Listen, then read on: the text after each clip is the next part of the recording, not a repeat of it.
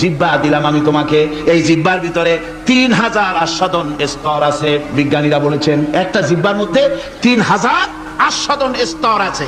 প্রত্যেকটা স্তরের সাথে মস্তিষ্কের সাথে তার লাগানো আছে। জিহ্বায় সব জিনিসের টেস্ট নেবেন, আর তার অনুভূতি, তার স্বাদটা ওখানে টের পাবে মস্তিষ্কের ভেতরে। এই জিহ্বা আল্লাহ পাক দান করে দিলেন মুখের মধ্যে। সুবহানাল্লাহি ওয়া বিহামদিহি। সব রকমের স্বাদ পান না একরকম? জিলাপির স্বাদ একরকম, রসগোল্লার স্বাদ আর এক রকম, ছানার স্বাদ আর এক রকম, বেলের স্বাদ একরকম, তালের স্বাদ আর এক রকম, মুরগির স্বাদ একরকম, খাসির স্বাদ আর এক রকম, লট্টা ফিশের স্বাদ একরকম, শুটকির স্বাদ আর এক রকম, কোরাল মাছের স্বাদ আর এক রকম, শাকের স্বাদ আর এক রকম। হাজার হাজার খাদ্য দ্রব্যের স্বাদ এক জিহ্বা দিয়ে আল্লাহ রব্বুল আলামিন নেওয়ার তৌফিক দিলেন। খালাকাল ইনসান, কি সুন্দর করে মানুষ বানালাম। দেখিস না, শুকরিয়া আদায় করিস না, এগুলি দেখবি আর শুকরিয়া আদায় করবি কি সুন্দর করে আমি আল্লাহ তোমাকে সৃষ্টি করেছি।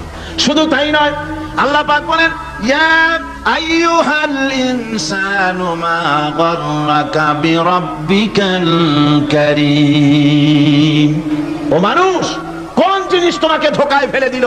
তোমার মহান প্রভুর ইবাদত থেকে, গোলামি থেকে কোন জিনিস তোমারে ধোঁকায় ফেলে দিল?